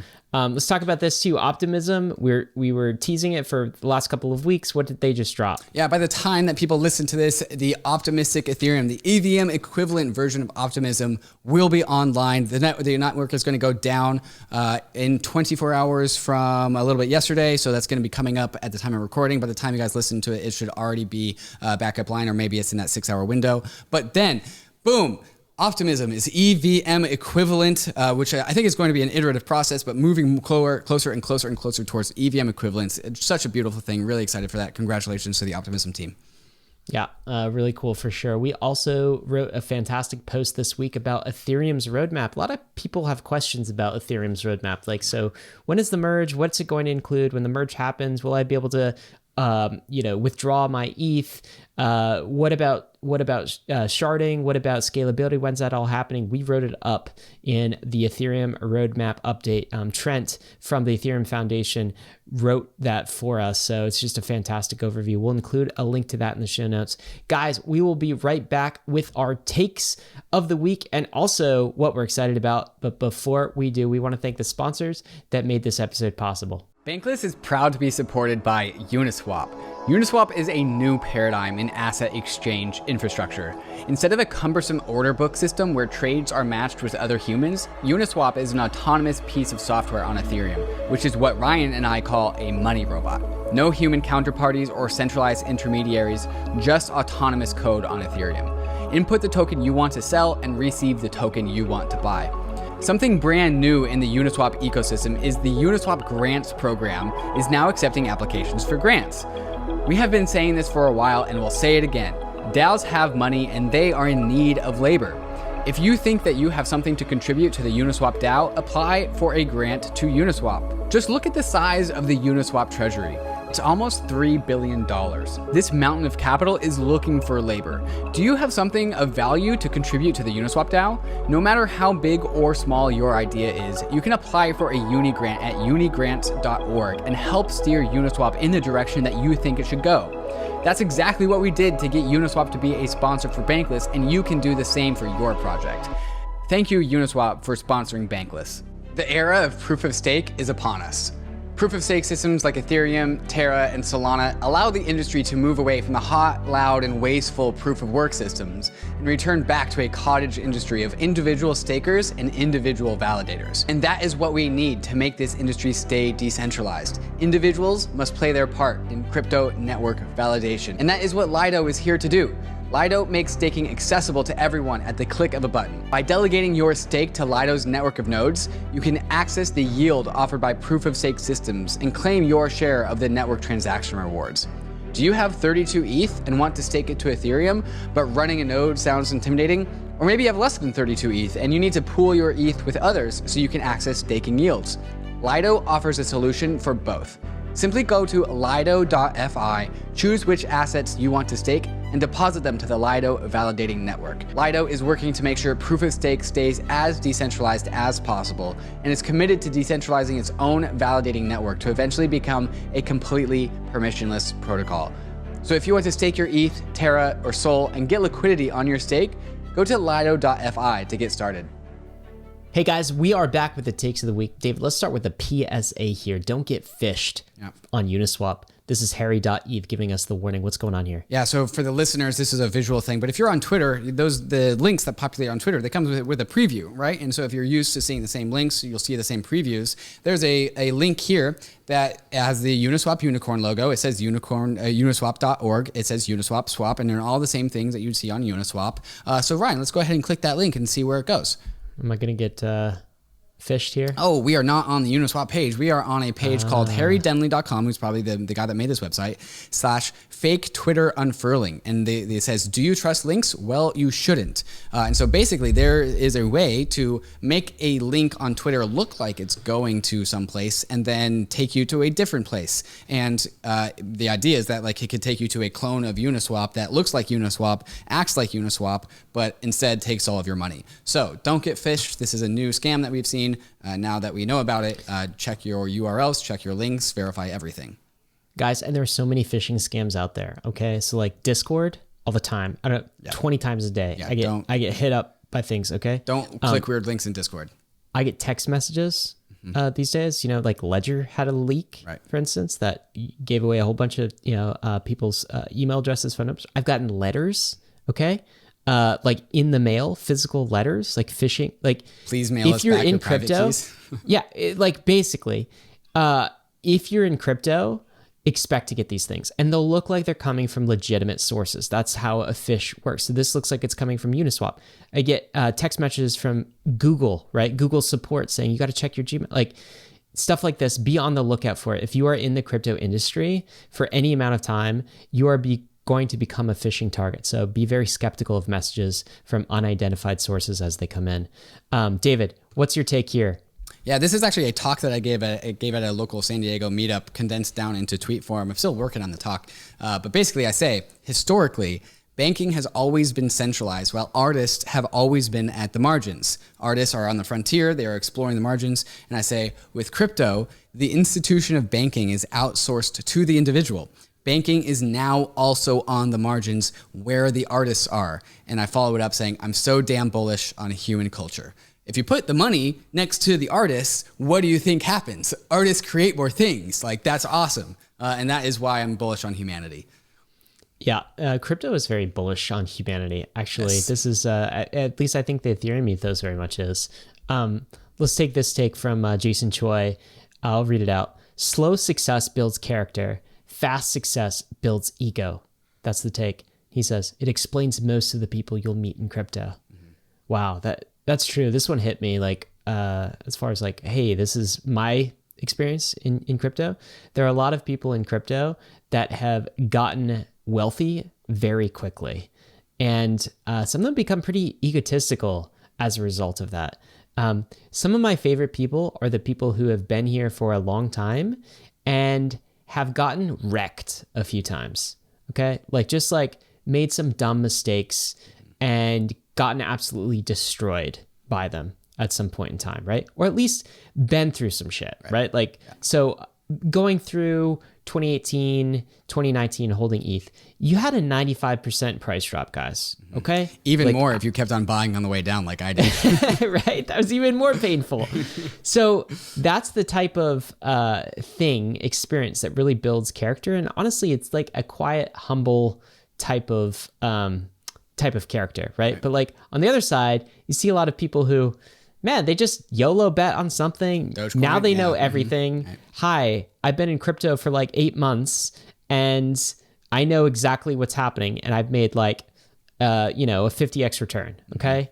I see a lot of these people and they have pretty large egos because they haven't gone through the trenches that others have. So I don't know, this one just resonated with me and it kind of explains what's actually going on. It's like, too much success too quickly can build ego in like when it happens to people. Let's do a thought experiment. Say there's two people. Both of them at one point in time both have $1 million portfolio. One person ground and did research and was patient and was responsible and dollar cost average into responsible assets that went up. And now that person over the course of 3 to 5 years has $1 million portfolio. This person B aped into Dogecoin and they were poor for all 3 to 5 years. And then all of a sudden they have $1 million. Both people have $1 million. Who do you think is going to be still wealthy like in the next year? Right? Right. It's the guy that figured out how to actually maintain long-term wealth and long-term responsibility, right? Like if money comes to you extremely quickly, it can also go away from you extremely quickly. So it's good to practice long-term thinking, long-term responsibility, because again, that's what Jason Choi says builds character. Yeah. And, I know someone's listening. He's being like, hey, look, everyone in crypto has gotten rich quick. Okay. Don't talk to me. I've been like investing for like 30, 40 years. Right. But then I go back to somebody like you had on Layer Zero this week, DC Investor. Right. Okay. Like DC Investor has been here for a while and he's gotten wealthy via crypto and NFTs. Right. But wasn't an overnight success. Go listen to his story. Okay. He's been thinking about how to get out of the rat race and use his money so that his capital works while he's sleeping for like his entire adult life since college. Okay. And like, this is not, and he's been involved in all sorts of different communities, like this investment communities. This is not, suddenly he got rich because he made a lucky bet type of story. And it's funny too, because I see in somebody like DC Investor, that slow success that's built up character rather than the ego. And I think that's what you get. So even in crypto, people think it's like overnight success, but it's not. And some of my favorite people have gone through some serious stuff in crypto in order to get to the other side here. Yeah, we are blessed that crypto moves faster than the rest of the world, and that includes our markets. But you don't want to go too much faster than that. That's when things get unsustainable. That's right. And keep your ego in check, right? Because this stuff is fleeting. Okay, let's talk about this take from Sam Altman. David, why don't you... Sam Altman says, there is a special combination of optimism, excitement, camaraderie, exploration, frontier, speed, and knowing a shared secret that existed in the startup community of 2005 to 2012. It has been dormant for a long time. It's nice to see it again in the Web3 community. I really like that shared secret element. And this is like the difference between the people that like hounded the Discord CEO. The people that hounded the Discord CEO to get him pulled back on that Ethereum integration, they didn't know the shared secret. Only we know the shared secret. We've got the secret. This is Sam Altman, by the way. I think this is the Y Combinator guy as well. So, that has some resonance here. This is a take from Polynia, one of our favorites, talking about modular blockchains generally, but also has some fantastic takes. And he talks a lot about the settlement layer. And here's his tweet. On 5 top criteria that matter for a settlement layer. This is the base layer, the layer 1 for assets and transactions and like the property rights layer that we talk about so much on Bankless. He said the 5 things that matter are a culture of users, running nodes, running their own nodes, wide token distribution, that's number 2, credible neutrality, it's number 3. Number 4 is Lindy effect, that's like time without it breaking. And then number 5 is liquidity. And then follows up with this: Bitcoin is still arguably the leader, so it's frustrating to see there's no concentrated effort to support rollups. I think that's like 2 takes within the take, right? It's like Bitcoin should be supporting rollups because arguably it's leading, or it's one of the number 1 contenders in a lot of these things. But I guess, my take off of this is one, I completely agree, but this is also why not all layer 1s are equal, right? Just because you say you're a layer 1 doesn't mean you have these 5 characteristics. Right. Your users running nodes, wide token distribution, credible neutrality, Lindy time without breaking, and liquidity. Okay? Right. And you have to have 5 of these to actually compete in the game. And of the chains that are competing in the game, it's honestly right now, it's only Bitcoin and Ethereum. That's the right? whole And thing. That's why we consider those 2 things the bankless things, because they are actually fighting for these 5 properties. Absolutely. Yeah. So anyway, it was just nice to see kind of a breakdown of what those things are. And if you have anything to add to this, David. Yeah, I put out a tweet that was along the lines of like, hey, do you have a favorite L1 that you identify with? And like everyone in crypto has their favorite L1. And then I said, do you understand the values that are embodied in that L1? Because if you haven't consciously thought about that, you need to. People just, and then replied to that like, oh, my favorite L1 is this. My favorite, like kind of misunderstanding the point of the tweet. And so this, when I say like, do you understand the values of what is embodied in your L1? It's a lot of this, like, do the people run the nodes? Is the actual system decentralized by the people for the people? Is there a wide token distribution? Do we all have access to the upside? Is it credibly neutral, or does it king make? Does it bestow rights that some people have that other people don't?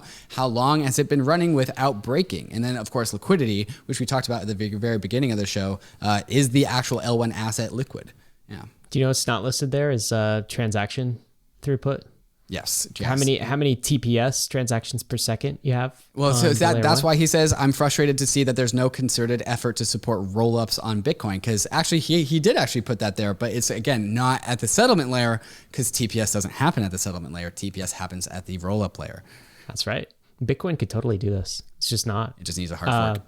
Let's do this, David. What's this tweet and what's the take here? Yeah, this is Klon. Klon is the OG guy behind the Cool Cats NFTs, and he does a first now and then later tweet or picture. There's 2 tweets, 2 pictures. 2015, there's this kind of like shoddy looking tent with a bunch of cat drawings that are hanging up on strings. Kind of looks pretty weak. But turns out the guy really cares about cats and didn't quit. And now in 2021, on the right side, you see Cool Cats on like these LED screens, which are in New York. Amazing. And so Times Square. This is what I'm talking about. This is the exact perfect representation of what I'm talking about. When you remove central banking and you push money and banking to the periphery where the artists are, all of a sudden these guys that really care about their art, that are going to stick through it, get funded. And all of a sudden we see cute little cats on Times Square billboards. This is what happens when you fund artists. This is the power of NFTs. This is the power of having an asset, like being able to democratize making NFTs, making assets to everyone. You generate communities, you generate culture, you generate art. So congratulations to Klon if you're listening to this. I actually met you at the LA Cool Cats meetup. I don't know if you knew who I was, but I appreciate all of your work and I love your community. Yeah, it's just like this is like the golden age for creators, man. Mm-hmm. Like the opportunities here. You go from kind of a tent and obscurity to you go from like Times Square, right? And this is only possible because of crypto. Back in 2015, when Klon was in this tent, like this whole NFT avenue was not available to him. And he didn't even have the NFT standard about back it, then. right? Yeah, it hadn't even been invented. So what a golden era, what a golden age to be a creator these days. David, let's talk about what we're excited about. So let me ask you the question. What are you excited about this week? Yeah, 2 things, Ryan, 2 things. I'm excited about this thing that I learned called manifold contracts. And there's a story here. So while I was at NFT NYC, the last day, Friday, I went to an in real life NFT art show. And a little fun fact about me, is once upon a time I was a a photographer that was really interested in taking like cityscapes, city skylines, geography pictures, and then making like these HDRs where you would take pictures across many, many brightnesses and then compress them down into one image so you get the full range of color and spectrum. It added like a bit of a surreal nature to these like cityscapes. I go into this NFT in real life art show and I see this very, very surreal drone footage of New York. And it was like it was on a loop, but it was like 20 minutes long. And I watched the whole thing and I was just like mesmerized by it. And so it's like this guy took a drone, flew it around New York, added this like AI like algorithm to make it really, really surreal, really, really like watercolored. He calls them the painted cities. And then I met the artist because he was there. And so there's 8 different individual units that he was displaying. And he hadn't actually minted these things. And so I do a handshake deal with him and I buy every single one, the whole series, to swept the floor. And the thing is they weren't minted. So it was a handshake deal. And so I've had to go on a journey with this guy Nate, to actually figure out how to mint these damn things. And I didn't really realize how big of a problem this is that is currently being tackled right now by so many different teams. And so I asked around, because if you mint them on like Foundation, if you mint them on Super Rare, you're putting the what's that word, provenance in Foundation or Super Rare. And we don't want that. That's a little bit of the Web 2 model. I'm sure Super Rare and Foundation have something to say about this. But I want the artist to have the provenance. I want to buy them from Nate, the artist, not Super Rare, the platform. And so I want Nate to mint the tokens. And so going through the journey of like asking people around, like, hey guys, like how do we do this? Because I want my art, I want my NFTs that I paid a lot for to be on all the platforms, not just the one that we minted them on. We discovered this thing called Manifold contracts from the Manifold team. And Manifold is this cool NFT minting platform that they call it stateless, as in like it doesn't host anything. It takes your tokens and mints you some contracts that is yours as an artist. And then you can mint the NFTs. And that is, again, your contracts. And then it takes the data of the NFT, the actual JPEG, or in this case, like a gigabyte size of footage, puts them on ROEVE for decentralized file storage. And then the tokens are owned by the artist, and can go anywhere. OpenSea, Super Rare, Foundation, like whatever NFT platforms show up, and it gives complete ownership to the artist. So Manifold doesn't actually collect any rent from this process. They are just supporting infrastructure to mint these tokens. And I'm really bullish on that. That's really, really cool. And so we're waiting for gas prices to come down because it's going to cost a bunch of gas to mint these things. But I'm really excited for that. And then just like learning through that whole process, we're going to get Manifold on a State of the Nation to talk about this process. And that is what I'm excited about. Only the first thing, though. The second thing is I'm also excited about Metaverso in Puerto Rico, which is the first week of December. So Puerto Rico Blockchain Week, GEMINI's throwing Metaverso. I'll be speaking there. So if you guys are going to Metaverso in Puerto Rico for the first week of December, I will see you there. That's awesome. Very cool, man. Yeah, it's I would love to learn more about Manifold, honestly, and this whole minting process from that angle. I've not learned about that yet. Yeah, no, I'm glad I actually had the experience. I didn't know that this was a problem that exists, and now I'm exploring how to solve it. And so I will report back when I find out. Ryan, what are you excited about? What am I excited? Okay, so I'm excited that I always think about this a little bit when the holidays come about, which is like talking to friends and family about crypto, right? Because they're going to ask, especially in up years. Usually they're quiet, like in the bear market. So I tweeted this out. What was the most common objections to crypto you hear from your family and friends? Just put that out there. Then I read through the objections, David, and my impression was like, holy crap, that's all you got? Yep. Right? Like, most of the objections are just a result of a massive education gap. And I was left again with the impression that we're still early. It was just the same old stuff. Like, nothing backs a Bitcoin. The governments are going to shut it down. It doesn't scale. I can't buy my coffee with crypto yet. It's like the same old objections that have been answered in 1,000 ways, 1,000 different times. Like, there's really nothing meaningful here that's new or different. And so, yeah, I was just left with that impression that's like, wow, it's been a while since I've kind of peeked my head up from crypto and like talked to people in the real world who aren't yet, I guess, crypto pilled, aren't yet into like why we're in this industry and what we're doing here. And the objections just haven't really gotten any better. In fact, they've deteriorated, right? It's like, right. even like, what does crypto actually do? What are the products behind it? Like, wow, I mean, we have answers to all of those things now. I mean, go check out a Dharma wallet. Just like, where else can you get, 8% yield? Okay. Like, it's like NFTs, where do they exist? Like the metaverse, like Facebook is even seeing this future. So I think it'll be a different conversation, I guess, during the holidays for many people. And we'll have a lot to show, but like, I guess just be prepared. The objections haven't really gotten any better. And I guess that's bullish for crypto. I think my take here is that if they haven't gotten better and they've only gotten worse, that's because they only worse and worse objections actually can work anymore. Because like we've answered all the good objections. Here's a good objection, and then we solved that problem, right? And so we were actually eating away at all the objections because we're actually delivering on some of these promises. Yeah, I think that's true too. So anyway, that's what I got. David, you ready for meme of the week? Yeah. Which one? We got 2 of them this week, right? Let's start with this one's one. Good. Yeah. Okay. So this is we've done this meme format before. So this is the army man protecting the sleeping child, right? So we have the SEC, and it's protecting the sleeping child from a bunch of money coming in with the airdrops. Like, no, SEC does no money for the child. Meanwhile, on the other side of the frame, we have crypto scams coming in hot with grenades and knives, going right for retail investors. So SEC protecting you from those airdrops, but not from the scams. Weird. This about summarizes it, and maybe is a call for a switch of priorities there.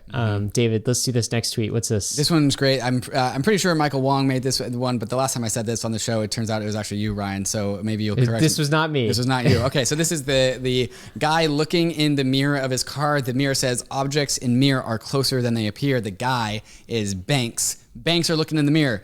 Objects in mirror are closer than they appear. What's in the mirror? L2 scaling. Just coming fast.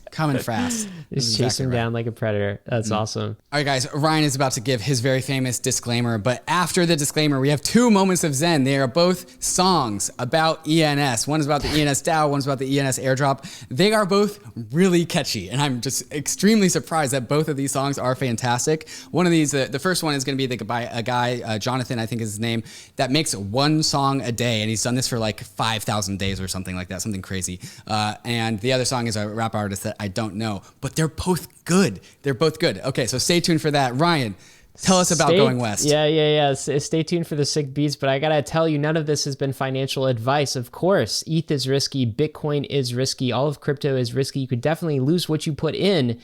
But what are we doing, David? We are headed west. This is the frontier. It's not for everyone, but we're glad you're with us on the Bankless journey. Thanks a lot. The core components of ENS are decentralized. Nobody can take away somebody else's prize.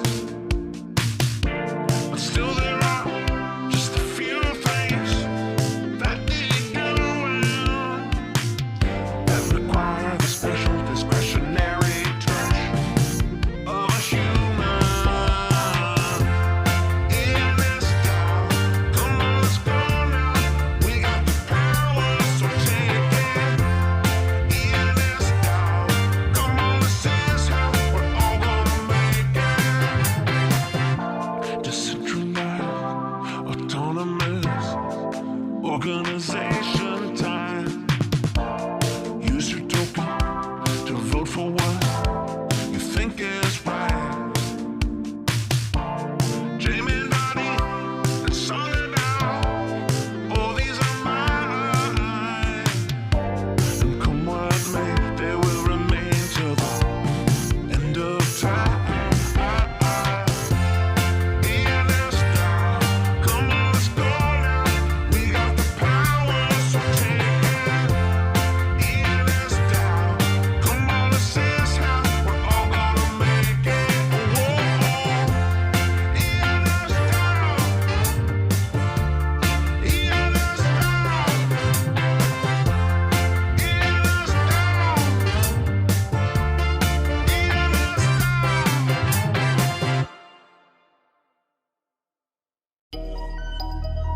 Airdrop in the stimulus.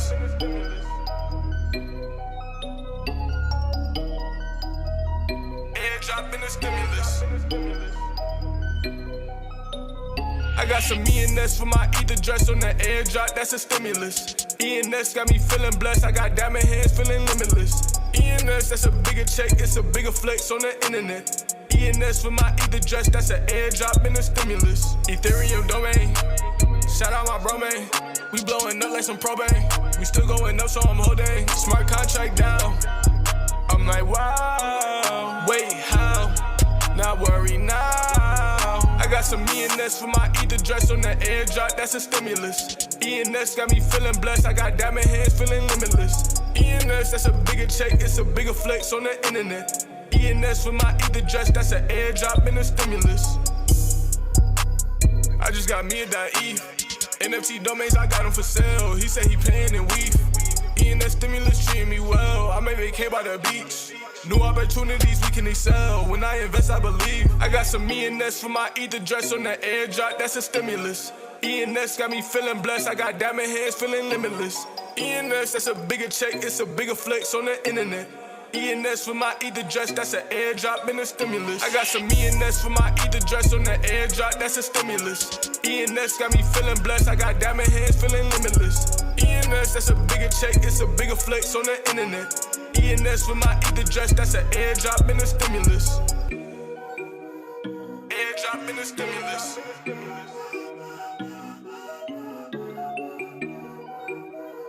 Airdrop and a stimulus.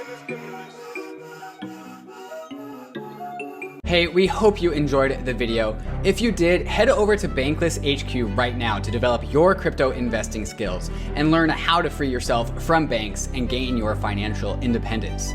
We recommend joining our daily newsletter, podcast, and community as a Bankless Premium subscriber to get the most out of your Bankless experience.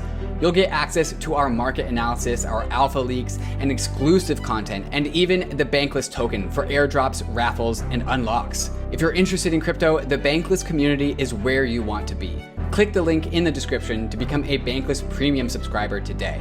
Also, don't forget to subscribe to the channel for in-depth interviews with industry leaders, Ask Me Anythings, and weekly roll-ups where we summarize the week in crypto and other fantastic content. Thanks everyone for watching and being on the journey as we build out the Bankless Nation.